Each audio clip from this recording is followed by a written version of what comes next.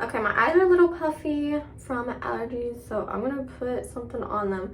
But first off, this story is not for clout. This is a true story that I'm about to tell you. So this isn't made up to, whatever. It's a true story. So a little context. This all happened about 2 years ago. I think a little over two years ago now. So my husband was in the Army. He had just gotten out of basic and we were moving to Texas, to Fort Hood. We don't live there anymore, so I'm not giving out my address, but we used to live in Fort Hood, Texas. And I'm sorry if you hear noises. I just got a cat like 2 days ago. His name is Milo. He's very cute, very adorable. Say hello. Very cute. Anyways, we moved there. We didn't know anything about the area at all, but we had to find a place pretty quickly because we didn't find out where he was going far in advance before having to move there. I'm supposed to be doing my makeup while I do this.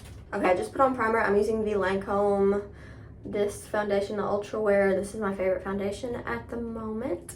So we get there, we have to stay in a hotel until we find a place, because at first we're not wanting to stay on base. We've heard a lot of things about, everybody hates it on base there. So it's like, okay, well, we'll just find a place outside of base, but we don't know any of the sketchy areas or anything. We don't know anything.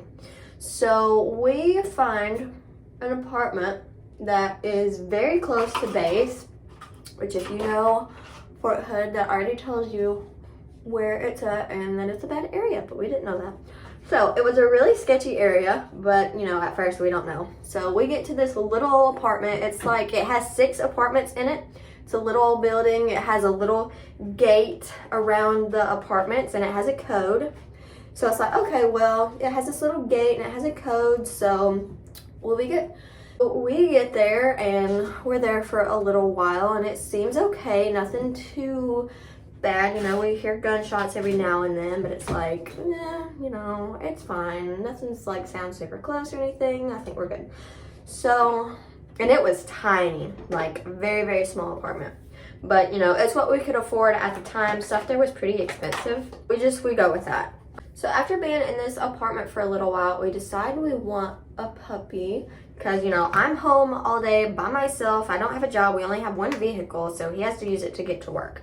So we get a puppy, keep me company, which I always knew that I wanted dogs anyways, so it was a no-brainer for us. I put that way too low. We get a puppy. His name's Coda. He is a husky, but yeah. So we get the puppy, and then obviously we have to take him out. Everything was going pretty good at first. My husband would get up in the mornings really early and take him out. We had a little, not a big yard for the apartments, but big enough. And then there was also a little fenced in backyard that had a code for it, but we never really went in there when we were just taking him out to use the bathroom. We would just walk him around the little grassy area right beside that because, I don't know, there was no point in doing that. So, and we were on the top floor of the apartment, so there's 2 floors, just a bottom and a top. So we were on the top. We would walk down the steps and then go through the little gate thing. And to get into the little gate thing, you would put in a code and open it. Now, this is gonna come into play later. The little gate thing, when you press in the combination to open it, it is hard to open. You can press that combination a few times before it actually opens. Sometimes it was really, really frustrating, and a lot of times would take forever to actually open. So yeah, that comes into play later. One morning, my husband is running late for work. So he needs me to take the puppy out while he is getting ready. But he's still at home getting ready. His alarms, or he didn't wake up in time or something, I don't really remember, but he's running a little late. So I also wear contacts. So I did not have my contacts in, but I get the puppy, I take him out, it's like, it'll be fine. Now it is like pretty dang dark outside, really, really dark. I need to blend this out some more. But it is really, really dark outside. The sun has not really started coming up yet. You can see a little bit outside. Plus we lived right by the post office, so there was some lit up areas right there. So it was still lit up, I could see, but also I didn't have my contacts in, which my vision isn't horrible, but everything was a little bit blurry. But I was fine. So I take him outside into the little grassy area. Taking him out, right when we get there, I set him down. I think I had him on a leash. So he's still little at this point. So I take him out and we are there. Right as I set him down, I notice across the ways a little bit. It's not super far, but not really close. I see a figure and I'm guessing it's a man. And, you know, I can't tell much about him because it's, you know, I don't have my contacts in and it's a little bit far. So, but I see him and, you know, it's pretty dark. I can't tell anything about him. And then, like, a second after I set my puppy down, he starts bolting towards me, running really, really fast towards me. I panic. I grab my puppy, run to the gate. Also, I'm like panicking during this. Like this whole time, I'm so panicking because this guy is running towards me. I haven't looked back. I don't know how close he is, but I can hear his running footsteps. So when I get to my gate, it won't open. I can't get it open. I'm trying so hard, like, ugh, and I'm panicking and I just can't get it open. I yell my husband's name, I think twice, and he opens the door and runs down, sees the guy. I am crying at this point. I'm running up the stairs. My husband yells some things at this guy, some things I can't repeat. But the guy, you know, kind of gets scared, kind of backs off, and then leaves. I am like panicked. Also, my husband was actually supposed to go to the field that day, which means he was gonna go and have to stay for a few days. So I was gonna be home by myself. So the fact that this happened while he was still at home was a real blessing because I have no idea what would have happened if my husband would not have been there or if he wouldn't have heard me. I definitely would have been in a lot more trouble. He was supposed to go to the field and be gone for a few days. Now, I'm freaking out. He obviously can't, you know, he's running late, even more late now. And he calls somebody, tells them what's going on, so everything's good with him. I need to fix this lighting. But we call the cops, which I hate to say it, but the cops over there suck. We had to deal with them a few times, and each time they weren't very helpful. So, and I'm not an all cops are bad person, but those over there definitely, which they have a lot going on, I will give them that. They do have a lot going on. That morning, and then I call my parents and tell them, like, you know, hey, I'm freaking out, I'm scared, and, you know, I don't want to stay at home by myself for the next few days. So they buy me a plane ticket to come back home that morning. So I get a plane ticket, go back home, because if my husband's going to be gone for a few days, I'm not going to be staying at this place by myself. So I stay at home. My husband ended up not even having to go, so he's just at home, but he obviously still has to work every day. I definitely am more aware of my surroundings now. The cops never did anything, which I don't know that there was really anything they can do. The guy didn't touch me. I have no idea how close he got to me. I know he got to our little parking lot, which was very scary. I think my husband actually ended up seeing him again walking by one time after taking the puppy out, and he tried to play it off. He tried to give a couple of different, you know, excuses as to why he was running towards me. Like, he heard me scream and that's why he was running towards me. Like, no, sir, I screamed because you started running towards me. No. And then he also said, like, he thought I was his girlfriend or something.